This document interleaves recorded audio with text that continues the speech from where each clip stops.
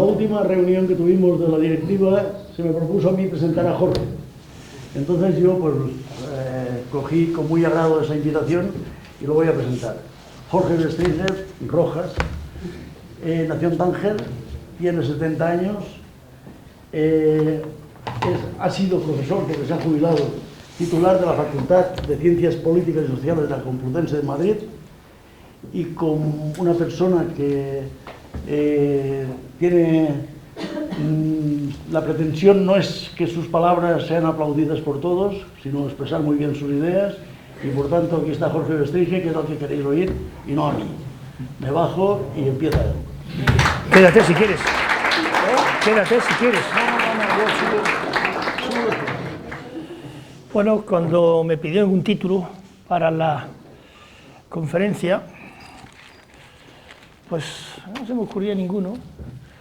Sin embargo, leyendo un artículo en la prensa francesa, este artículo decía: este es el nuevo mundo. Dos puntos. Reclama el retorno de las naciones, de las fronteras, de las soberanías. Se despierta en todas partes en Europa y hace que los mundialistas sientan pánico. Tiemblan como ante un fantasma. Es verdad que estas mentes lúcidas, entre comillas, se habían convencido de su modernidad al defender la utopía supranacional y federalista. Utopía prealable al gobierno global. Los progresistas creían, por decirlo entre comillas, querían encarnar un ideal común construido sobre una gran mezcla del hombre sustituible. Y eso está claro. Título, lo que viene. Entonces, no es solo lo que vuelve, también es lo que no se va, también es lo que irrumpe. Irrumpe, por ejemplo, la mujer, ¿no? Eso está claro. Después de la caída de la Unión Soviética y del bloque socialista, el hecho político más importante es la actual ola de feminización de la política y de feminización de muchas costumbres, ¿no? Esto es un hecho fundamental, fundamental. Yo nunca he visto en la historia un movimiento tan favorable a esa palabra horrible, empoderamiento, que significa afirmación de la mujer, ¿no? Y es muy importante porque la mujer es el 53% de la población del mundo y por lo tanto va a traer mucha cola esto. Bien, la mujer, por lo tanto, irrumpe, pero hay otras cosas que ocurren. Por ejemplo, Rusia vuelve, como China, como Vietnam. Vietnam fue un gran país, le llamaban la Prusia de Extremo Oriente, la Prusia porque es un país fuerte, ¿no? Turquía, nos decían que se iba a un mundo completamente abierto, sin fronteras, pues no es así. Han vuelto no solo las naciones, como dice el artículo, con sus fronteras, sino hasta con sus tentaciones imperiales. Es curioso, los países que se lo pueden permitir, España no, desgraciadamente Portugal tampoco, por ejemplo, pero los países que han tenido imperios sienten ahora esa especie de tentación imperial. Supongo que si lo llevasen en los genes. Es caso de tentaciones imperiales en el caso de Turquía, de Rusia, de China, de la India, de Marruecos. Y los que han conservado los imperios, por ejemplo, el caso de Francia, el caso de la Gran Bretaña, pues antes que abandonar los imperios prefieren abandonar Europa, es el caso, por ejemplo, de Inglaterra, que perder lo que queda de su imperio, que sin embargo es todavía algo muy importante, ¿no? Gran Bretaña es el caso más claro, huye de la Unión Europea para no sufrir Bruselas, está harto de Bruselas. Yo comprendo además que tenían sus motivos, ¿no? Porque Bruselas es una especie de pulpo tentacular que se mete en todo, hasta en el ángulo de curvatura de determinadas frutas, o de cómo debe ser un meadero. Sí, en serio. Le explicaré. Nosotros en el continente, cuando tiramos de la cadena, surge un chorro que hace así, ¿vale? Es algo que tiene que llevarse. En Inglaterra no, en Inglaterra el chorro es así. Bueno, Bruselas se dijo que no, que tenía que ser como los demás. Los ingleses dijeron que a la mierda. Y se han quedado con sus letiras, pero con muchas cosas más, ¿no? Prefieren su Commonwealth y su relación preferente con Estados Unidos. Alemania incluso también cada vez privilegia más su relación con la Europa del Este, en detrimento de la Europa del Oeste, incluso en detrimento de Francia. Miren esto. Señor Macron, que está haciendo campaña y que es una auténtica catástrofe en la historia de Francia, pero bueno, no vamos a hablar de él ahora. Dice, el parón político del motor franco-alemán está claro. En su respuesta a su carta a los europeos de Emmanuel Macron del 4 de marzo del 2019, el líder del Partido Cristiano-Demócrata alemán dijo que no muchas gracias a Francia, no a la mutualización de las deudas de Estado europeas, no al salario mínimo interprofesional europeo, no a la armonización social por arriba, no a un presupuesto público europeo. Fue una negativa muy cortés, pero absolutamente firme. Los pequeños también se afirman. Ven ustedes los casos de reacciones contrarias a la inmigración masiva. Después de cometer el inmenso error de aceptar en Europa prácticamente 1.300.000 refugiados, Alemania, que adoptó esa decisión unilateralmente, sin consultar con nadie, dijo más o menos que había que repartir eso, porque ya no podía cargar todo. Lo que pasa es que incluso los pequeños dijeron que ni un refugio, ni uno. Me estoy refiriendo, por ejemplo, a Chequia, Eslovaquia, a Hungría, Polonia, incluso Italia ha emprendido el camino en la misma dirección. Quiero que ustedes sepan que no es que los alemanes de pronto se hayan vuelto buena gente, que no son mala gente. No, lo que pasa es que Alemania es la China de Europa, es decir, el gran taller.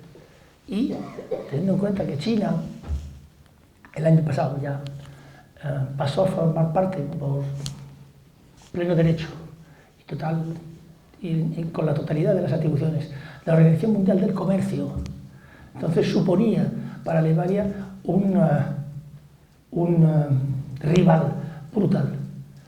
¿Qué han hecho los alemanes? Pues han importado mano de obra baratita, un poco servil, de vez en cuando se enfadan y tienen razón, por cierto, un poco servil para aumentar su competitividad o para no perder competitividad frente a China.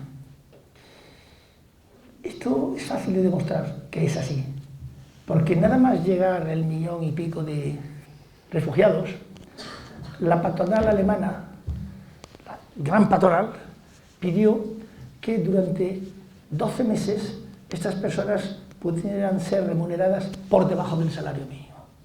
Verdi con asa será sagrada. Bien, el tema de la inmigración, España tiene suerte, porque tiene Marruecos, y es Marruecos el que los salva. Por tanto, yo cuando veo, por ejemplo, que la prensa española se mete con Marruecos, tal igual, me sabe mal, no solo porque nací allí y viví allí 17 años, y conozco bien ese país, sino porque yo sé que los marroquíes hacen todo lo que pueden para frenar la inmigración que viene a España.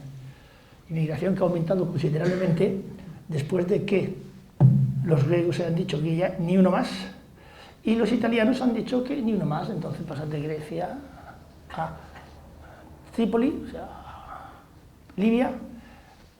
Los italianos cierran la frontera de Libia a la parte Túnez, por ejemplo, pero ahí los italianos vuelven a cerrar, entonces pasa ¿a dónde? A Marruecos.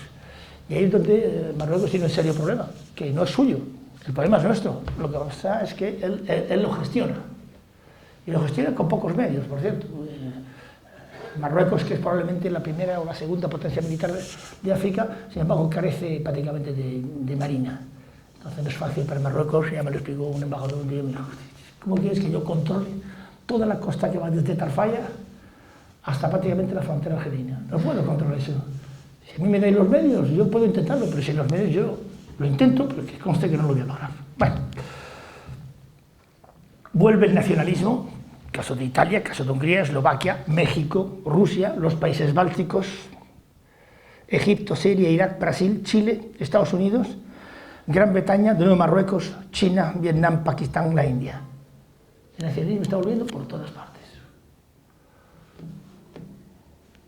Yo comprendo que mucha gente en Podemos siente particular cariño por aquello de la internacional de los pueblos. Lamento insistir en lo que siempre he dicho. Esa internacional no ha existido nunca. Y la mayor demostración es la entrada en guerra de Francia en 1914 frente a Alemania y la entrada en guerra de los obreros alemanes frente a Francia en la misma fecha. Eso es así. Podríamos decir que de alguna forma el hecho nacional por ahora se está revelando mucho más fuerte que el hecho de clase. Es así. En Alemania no se atreven mucho a mostrar nacionalismo, pero ahí tienen ustedes la AfD, ese partido, Alianza por Alemania, que sube. En Francia tienen ustedes el Frente Nacional, que en las próximas elecciones europeas es el primer partido. Tienen ustedes a Salvini en Italia, etcétera, etcétera, etcétera. Incluso se nota un repliegue del comunitarismo. El comunitarismo, ¿qué es eso? Es como una sociedad, en lugar de articularse en función de clases sociales, se articula, por ejemplo, en función de otros factores. Por ejemplo, el sexo, por ejemplo, la edad, por ejemplo, la religión, por ejemplo, el color de la piel, por ejemplo, los antecedentes históricos que hayan podido tener, ¿no? Eso es el comunitarismo. Es muy cómodo para el capitalismo el comunitarismo, porque el comunitarismo difumina la lucha de clases. Entonces las mujeres luchan por las mujeres, no por la clase social a la que pertenecen, ¿eh? Los homosexuales luchan por los homosexuales. Además, a veces se producen hechos particularmente graciosos. Por aquí, no sé si le he traído, ¿no? Un recorte genial. A ver.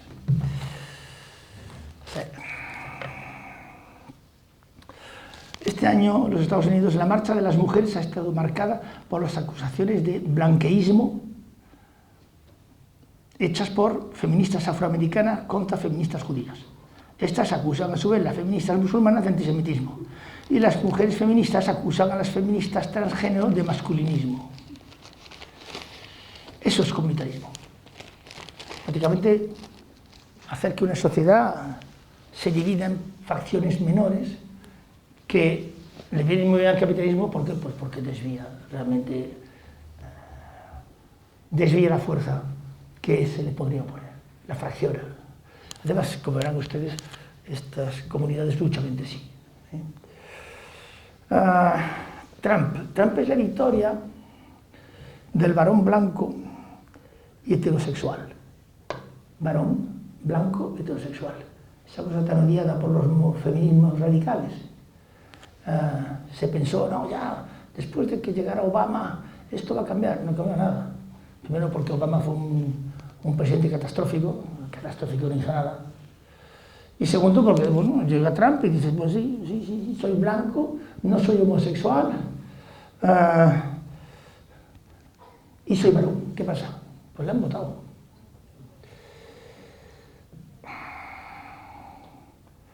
Mira que es odiado por las minorías feministas, negras, hispanas, homosexuales, de diferente pelo, con racismo a la inversa, etcétera, etcétera. Había una cosa muy graciosa que ha pasado. He traído ese recorte. Hoy voy cargado de recorte, no lo hago nunca, ¿no? Sí. Vale, lo diré de memoria. En Virginia hubo un problema. El gobernador de Virginia fue visto en una película amateur, una fiesta, teñido de negro. Acusación, racismo. Se mofa de los negros. El segundo gobernador le sustituye, pero resulta que había aparecido en otra película, estos se están filmando todo el día, haciendo de rapero negro.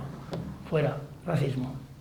El tercero El tercero podía ser, porque ese no se le podía acusar de racismo, pero tenía un problema con las de Me Too, pero no se le ha obligado a dimitir, porque es negro.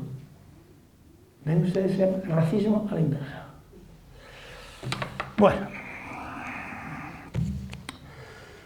también la gente quiere que los gobiernos gobiernen, que protejan incluso lo económico, que se acabe con el buenismo y el victimismo. Estamos en una sociedad en la que la víctima es rey. Por lo tanto, hay que intentar ser víctima. Y los partidos clásicos juegan unas víctimas contra otros. Unos defienden una determinada víctima, otros defienden otras determinadas víctimas. La cuestión está en conseguir el máximo posible de voto para unos partidos que agonizan. La derecha clásica agoniza. En estos momentos, todavía en Francia, Macron la defiende un poco, pero, por ejemplo, la izquierda clásica socialista está muerta. O sea, en Francia ha desaparecido de regiones enteras. O sea, es que no hay ni un local con el letero PSF, ya no está, ¿no? Aparecen de vez en cuando las elecciones con unos resultados bajísimos. ¿Y qué es lo que ha venido? Pues ha vuelto el pueblo. Eso es el populismo. Eso es el retorno del pueblo. Es el pueblo que dice, mire usted, no me tome usted mucho más el pelo porque ya me la toma usted bastante. Entonces yo a partir de ahora me voy a enfadar. Ah, hordas asquerosas, que le prendéis fuego a los campos elíseos. Pues sí, además arden bien. A ver si se entera usted de por qué arden los campos elíseos. Porque la gente no le prende fuego a los campos elíseos por gusto. La gente le prende fuego a los campos elíseos porque llevan 18 sábados y el presidente de la República no contesta la llamada. Ha montado un numerito de una especie de gran debate nacional que ha terminado antes de empezar y además sesgado. Por ejemplo, en ese debate no se puede hablar de inmigración, no se puede hablar de Europa, se habla del resto, pero inmigración y Europa, los alemanes la votan prohibido, no hay. Bueno, decía que se acabe con el buenismo y, como dicen los chalecos amarillos, que la lucha de clase pueda empezar los de abajo a recuperar lo que les han robado los de arriba. Vean ustedes, podía haber hecho una conferencia podemita. Me ha parecido que eso ya pueden hacer otros y que yo tenía que decir la verdad. Y la verdad que yo veo es esta. Entonces yo comprendo que el panorama que estoy escribiendo no les gusta a muchos, pero es el que hay. O sea que no se esfuercen en intentar parar la rueda, porque la rueda no se va a parar. Hay un movimiento pendular, ese movimiento pendular en Europa, después de la Segunda Guerra Mundial, giró a la izquierda, ha tirado muchísimo. En España no, pobrecitos, mis españoles no, ellos tenían otro tipo de problema aquí. Pero giró a la izquierda, intelectualmente, y ahora pues, gira en otra dirección, no a la derecha, gira hacia el populismo. Populismo que por definición es nacionalista. Puesto si hay que defender el pueblo, ¿cómo vas a defender el pueblo si no es dentro del marco de la nación? Nación significa esto, significa democracia. Es decir, que aquí la nación A, aquí la nación B. La frontera es esencial, la frontera es la democracia. ¿Por qué? Porque impide a la gente de la nación B tomar la decisión en lugar de la gente de la nación A. Por eso, ¿no? Frontera es democracia. Cuando decía a mis alumnos, a más de uno le daba el patatús. Pero es verdad. O sea, si no hay una frontera, significa que ellos pueden decidir por ustedes, o a la inversa. Cuando la democracia es que ellos decidan por ellos y vosotros por vosotros. Esto es lo que quería deciros. Ahora debatís. La Unión Europea, la Unión Europea originariamente es una Europa de naciones soberanas. Cuidado. Es la época en que De Gaulle presidía en Francia, Adenauer en Alemania, y esto hasta cierto punto se mantuvo, pero cada vez perdiendo fuelle. ¿Por qué? El individuo que más potencia la Unión Europea es Jean Monnet. Jean Monnet, que durante la Segunda Guerra Mundial se refugió en Estados Unidos y que era partidario de una Europa federal, ¿vale? Una Europa federal sobre el modelo norteamericano, y de hecho, en parte se ha aplicado así. ¿Cuál era el modelo norteamericano? Si hacemos un gran mercado económico unificado, la unificación política vendrá después. ¿Sí? Eso me puede venir en un país que tiene apenas 200 años de existencia, pero tú no puedes hacer que un español sea francés, o un francés alemán, un alemán italiano, un italiano sueco. ¿Por qué no? Porque son más de 2000 años de historia. Entonces, De Gaulle corrige el planteamiento de Monnet, que era un planteamiento, por tanto, como ustedes comentarán, federalista, donde las naciones desaparecían, porque Monnet decía que las naciones era la guerra, y que ya estaba bien de guerra, pero tenía que quitar la nación para que no hubiera guerra. Vale. De Gaulle viene, y felizmente le pega un giro a esto, a saber que Europa será una Europa de estados soberanos, que colaborarán entre sí, pero sin desaparecer los estados. De ahí el famoso, por ejemplo, el famoso compromiso de Luxemburgo, el que muy poca gente habla ahora, porque no está todavía de moda, aunque va a volver. El compromiso de Luxemburgo dice que si un Estado ve, un Estado miembro de la Unión, ve como una medida adoptada por Bruselas daña peligrosamente o su economía, o su seguridad, o su sanidad, puede pedir la suspensión y que no se le aplique esa ley.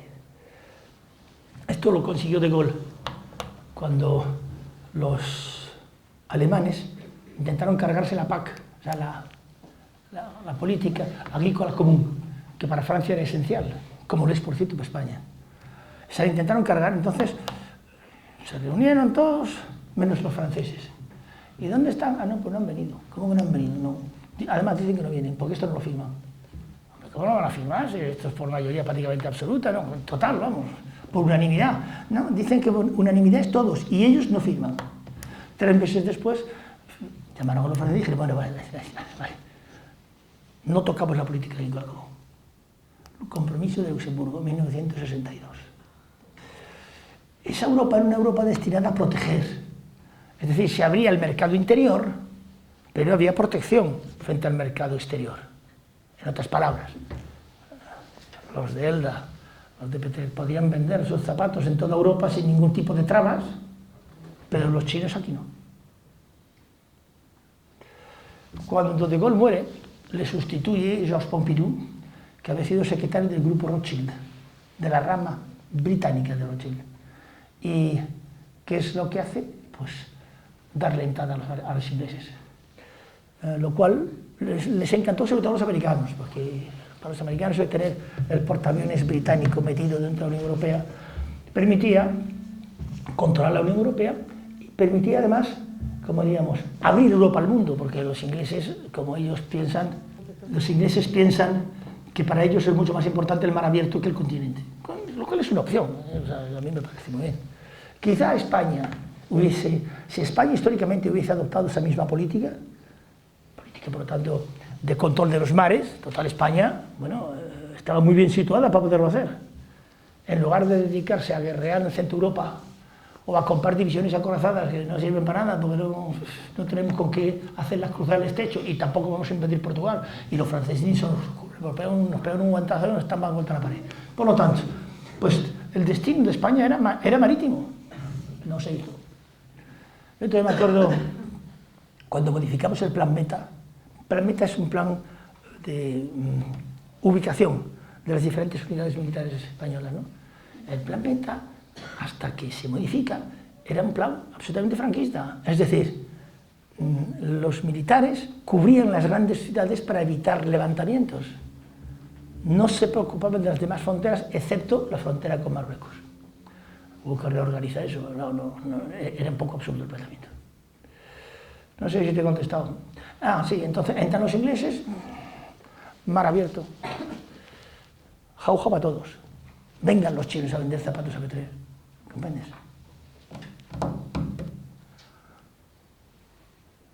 No os deprimáis, si la cosa está cambiando. Lo que pasa es que en España cambia un poco lenta, pero fuera está cambiando a gran velocidad, ¿Sabes lo que son 18 sábados de manifestación? con Francia colapsada, chapó, vamos, y un sombrero. ¿Alguien va a ir a Francia dentro de poco, quizá? ¿No? Bueno, si alguno de ustedes va a Francia, entren ustedes en París por la puerta norte. Y verán ustedes lo que es manadas, manadas, manadas, manadas de negros. Y ni un puto francés. Entonces, claro, el Frente Nacional, primero en las intenciones de votos en Europa, claro, es inevitable.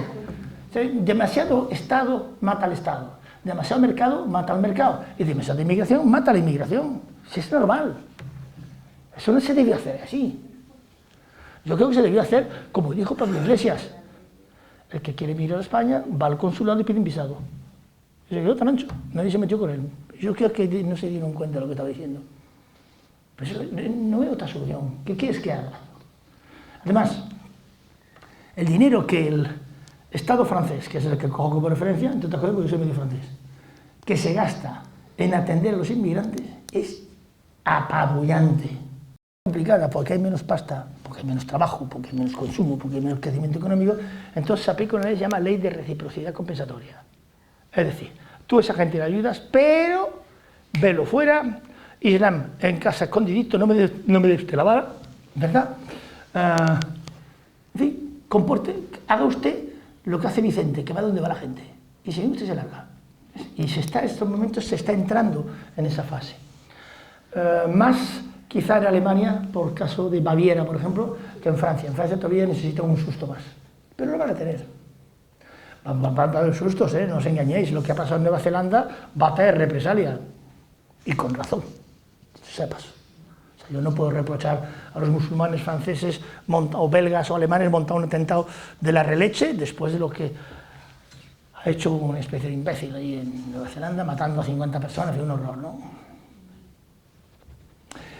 Yo vengo ahora de un foro en Dakla. Dakla es nuestra antigua Villa Cisneros. He traído esto porque es cómodo. Y era un foro de jefes de Estado africanos y tal y cual. Yo me he aburrido como una mona ahí. Porque, claro, no es mi civilización, ¿sabes? Esto lo monta Marruecos para intentar de alguna forma encabezar África, ¿no? Y me parece bien que lo hagan, pero yo me he aburrido como una mona.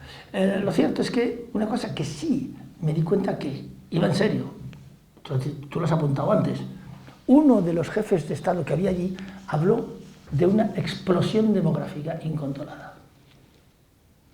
Tú ten en cuenta que, por ejemplo, en un país árabe no, porque en un país árabe ya el control de la natalidad ya actúa.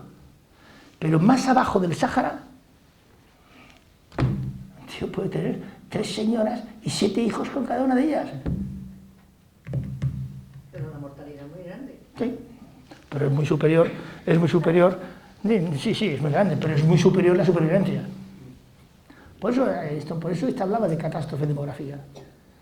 No saben cómo controlar eso, pues no es fácil. Ahora hoy, no es nada fácil, ¿no? Entonces, yo comprendo que soy un poco duro en relación al tema de la inmigración, pero ¿te importaría convencerles de que hagan su revolución francesa? Que empiecen a andar ellos, coño, no empujados por los europeos en una dirección o en otra. Los europeos se están llevando de allí todo, los están dejando en bragas. Se llevan el coltán, se llevan el oro, se llevan los diamantes, se lo llevan todo. Y les dejan la miseria. Por favor. Un momento, hay 2 palabras. Espera un momento. El mayor productor de oro del mundo se llama República Surafricana. ¿Tú crees que es culpa de los europeos que en la República Surafricana el abanico salarial vaya de 1 a 150? Porque hace mucho tiempo que son independientes ya, ¿eh? Ahí estaba, ¿cómo se llamaba este? Mandela. Mejora ninguna. El dinero que muchas veces los europeos hemos mandado a África ha terminado en los bolsillos de los dirigentes africanos. No, si comprende lo que quieres decir, pero compréndeme tú a mí. ¿Por qué no le han cortado la cabeza a uno? Yo conocí a un señor que se llama Frank, que era un poco bruto, pero dijo una cosa un día. Él decía que yo era un blando. Me dijo, secretario general, ¿recuerda usted que ahorcar un almirante de vez en cuando hace que los demás naveguen mejor? Pues coño, espabilen, hombre. Es verdad, hombre, no es mi responsabilidad. No es. Mi responsabilidad no es. Yo no acepto una culpa eterna. No. Los que hicieron eso tienen la culpa.